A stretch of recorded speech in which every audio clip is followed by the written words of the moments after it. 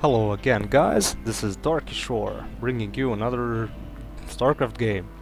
I just passed some of my exams, so to celebrate, I made another video of this game.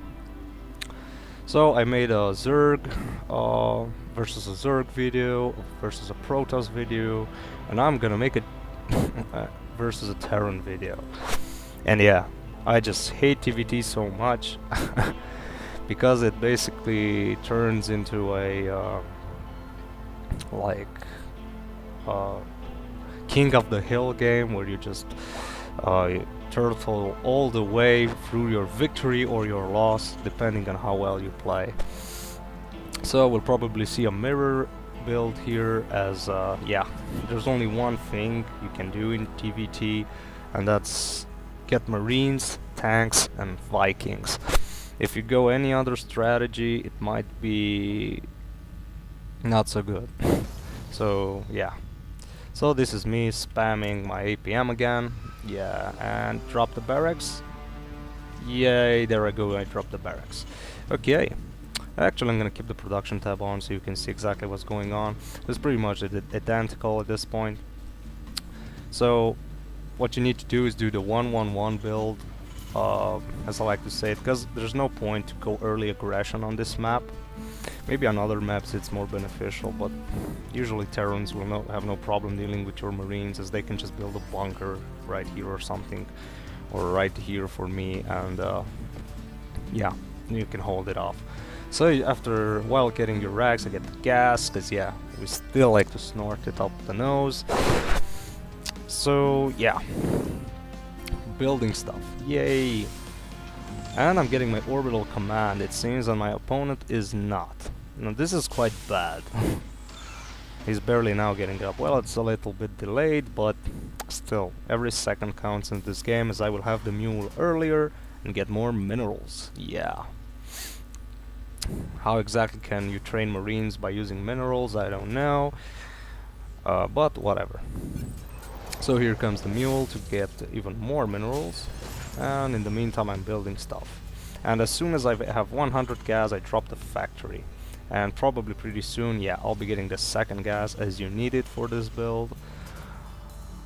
But yeah, so the things are gonna be a little different than they were against the Protoss game, because I'm not gonna do any weird Hellion drops and stuff, because that just eats way too much of your resources, and you need every bit of it early on to get upgrades for your tanks, to get many tanks so you can resist, because if he has more tanks than you, you're fucked.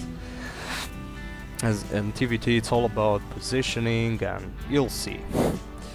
So I'm just making a little wall off here with my Marine so he can't get in the scout. If he does, we'll decide to do so. I decided not to, because I was pretty sure he's gonna go the same build as I am.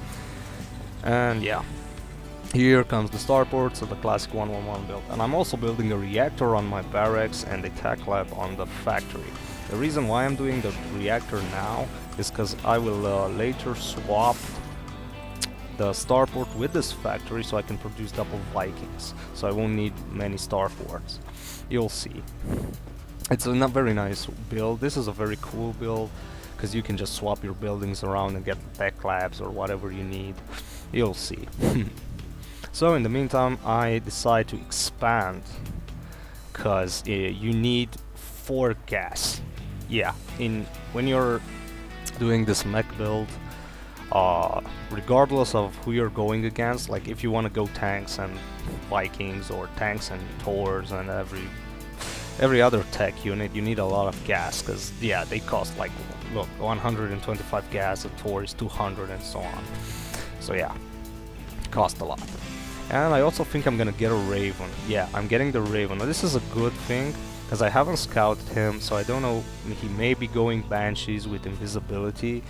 I have no idea that he hasn't even built a starport yet, so yeah, I don't want to risk it, so I'm just gonna get a Raven, so I can deal with the cloaked Banshees if they come. And in the meantime, I just got the tank. Yeah, you can see that this build costs you a lot, because you don't have a lot of units, but you will be able to produce many more. So my goal right now is just to survive. I just want to survive until my Expo will kick in, which for some reason I didn't use it straight away. Now I decide to use it, and I'm gonna build a geyser straight away. So here comes my Raven. Good. Now my opponent decides to be quite aggressive. Now he's got a lot of forces, just one tank, but a lot of marines. I don't actually have that much. So yeah.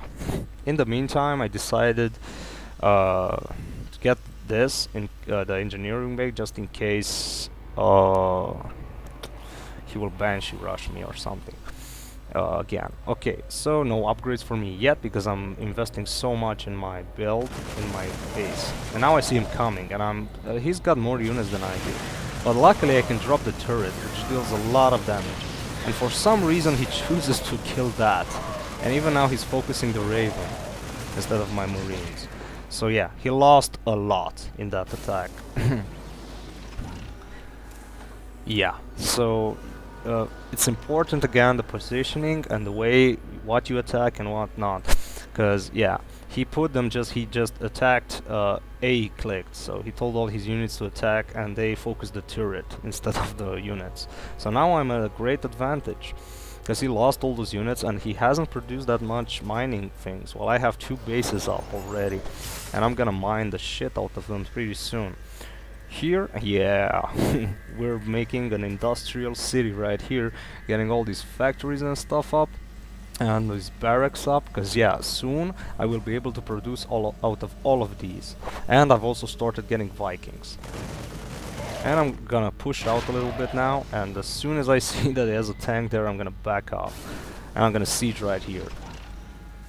Because yeah, he has the vision from the watchtower, so yeah, if you see his vision, he can even see all the way there to my units, but I can't see him. So his tanks can actually shoot all the way out here, while my tanks don't have the vision. So my tank can't shoot over here, for instance. So that's why you get Vikings, because you can just fly your Vikings over here and or somewhere over his army, and your tanks will gain vision to use that extra range. Okay, so now my macro's kicking in. As you can see, I'm producing a million things at a time.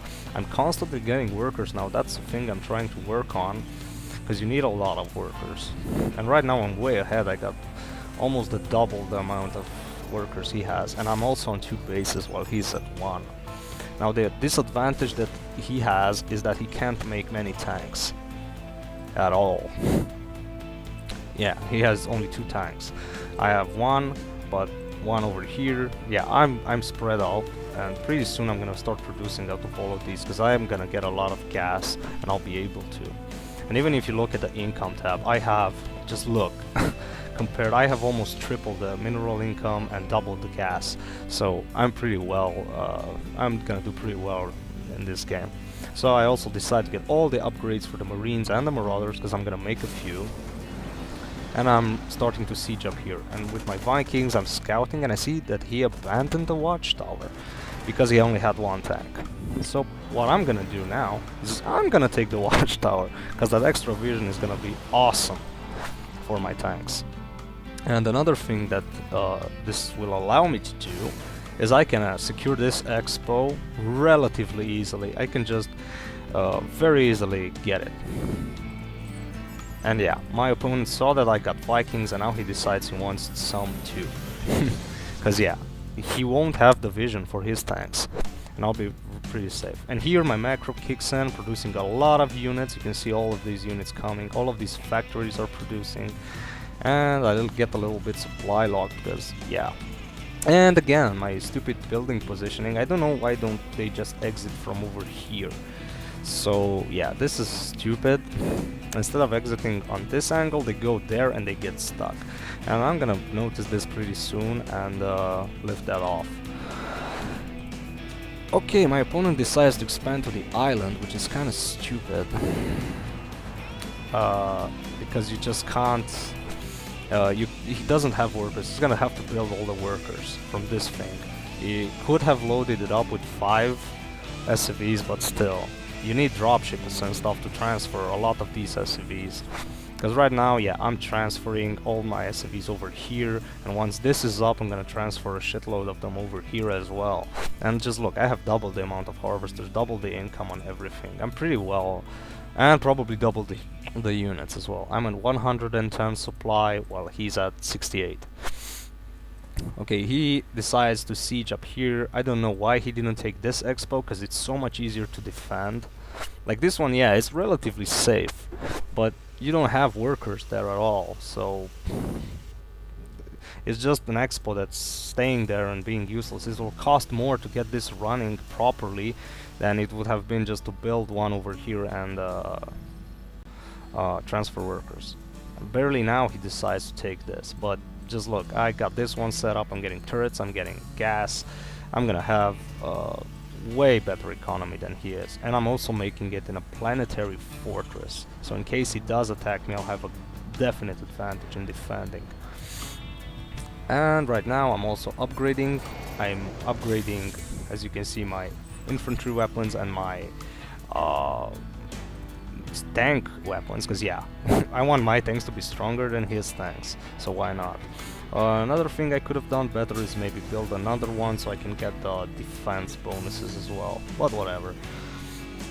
So right now I'm probably gonna transfer some SCVs pretty soon over here, but I don't know, I'll see. And this siege line is basically unpenetrable at this point. I just took my Vikings over here to scout and killed his Viking, and I noticed that he doesn't have any Vikings. And what that tells me is to make my Vikings dance, because yeah, I like them to dance. Now I just put them on patrol here so they give vision. So if you see my vision, I can see his tank over there. And if I siege right here... Oh, that was a little bit of miscontrol there, that I didn't notice the tanks over there. And I got so many Vikings that I have no trouble dealing with this. And he just keeps running his marine in my siege line, which is not that good. I'm constantly getting units and stuff, so I'm gonna be pretty safe. Yeah, this expo is up, it's defended, some marines there just in case of drops. And my Vikings doing the dance, yeah, get jiggy with it. And yeah, I'm always producing units now because I have such a great economy. I have oversaturation.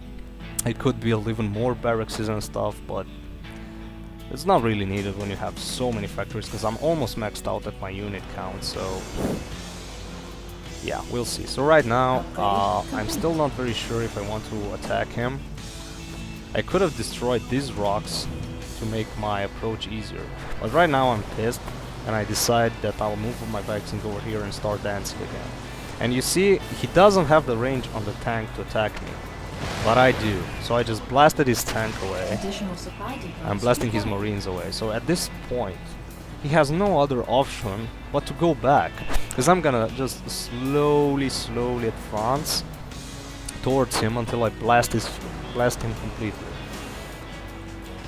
And that's why you need so many Vikings, because yeah, if he had the same amount of Vikings, like, he breeds them now, but I'm just gonna blast them all away because I have more. And again, he runs his marines in my siege line. And again, his tanks go. And now I'm basically free to just move over here and siege up there, which will be a huge bonus for me. But yeah, I'm not paying that much attention. I'm trying to make more units and stuff. Like, I'm spamming marines right now because I have too many tanks and I need something to just do the raw damage, that I could run in there and do damage. So I'm checking him out. I want to see, yeah, I come over here and I see he has the expo up. And what I'm gonna do is gonna land the Vikings, because you can do this. You can land the Vikings, now they have machine gun power, and they're gonna until all those motherfucking SCVs are dead. And I was gonna decide to lift it off, but guess what? I can also lift my I can also lift my Vikings up. There we go, and I can just continue blasting it until it's dead, which will probably be the case. And there it goes. So I just completely nullified the expo he had for not long. Because if you look at mine is pretty much mined out. And he decides also to attack me, but that's not gonna work, because I'm just gonna... I should have told his units to go there, but I didn't. But he's not gonna do much damage with just those two, so I don't even care. I think I'm just gonna rally one group of units there, and that will be it. And as my Vikings are in superior numbers, and they can't do shit. And I'm slowly sieging my way up to him. And what this is gonna do is... Man, it lags a little bit over there. What this is gonna do is gonna contain him, and he's not gonna have anything else to do but die pretty soon, because there's no way he can move out. His only option would be to drop me at this point, but that would mean sacrificing a lot of units in his base to go and drop me, like, let's say over here or something where... Well, I do have one turret or two turrets just for spotting, but he could harass me a little bit. But I don't it doesn't matter anymore. I mean, just look at the income tab. I'm way ahead. He only 200 minerals per minute. He can't even make 2 tanks. He can make 1 tank a minute. That's all. And now he decides to go all in and attack me with everything he has. And you are lucky enough to witness the massacre. Just look at all those body parts and bones and guts. And he also had a turret there, so I had to back out my my dancing Vikings. Just look at them, they're so pretty, they're so gracious as they move around dancing. And now I'm pissed and I'm just gonna walk in. I don't care that he has a siege tank there, I'm just gonna blast it. And once that's down, I can just freely move in here and keep blasting. And I'm even gonna siege up here because I can kill things so much faster. I almost one-shotted the barracks. He's gonna lift off, but hello, my Vikings can shoot in the air. I'm constantly making units. I have reinforcements over here, I have reinforcements coming over here. I have even some defense units over here in case he decides to drop. This expo has been completely abandoned for some reason. I could have left people in the gas, because yeah, gas is always nice. But yeah, I forgot about that. It didn't matter. I saw the victory in hand, and that's when I don't care anymore about making so many units and stuff. So yeah, I'm even getting the last upgrades for the Marines, because they do a lot of damage now. And I decided, where the fuck does he have a base left? So yeah, I instinctively check the island, and I'm just gonna drop my Vikings again and ratatatata, kill them all. And probably that's gonna be my victory, yeah. So yeah, he leaves the game, I win, awesome possum. He even hid this over here, like... Some guys, when they lose, they like to do this kind of crap, like where they hide one building as a Terran you can lift off. So you'll hide one of your buildings, you won't quit the game until he destroys that. It's so annoying, because being on a ladder and everything, you can't just quit the game. He has to quit it first, even if you win. So yeah, some people just like, hey, I'm gonna leave this here and go AFK so he can waste another 10 minutes of his life searching for it. But whatever. So this was, and again, another Starcraft video. Now I've completely shown you what strategies to use against all races. Hope you guys enjoyed it, and yeah, I'll be back after my next exam, because yeah, each time I'm gonna pass an exam, I'm gonna make a video.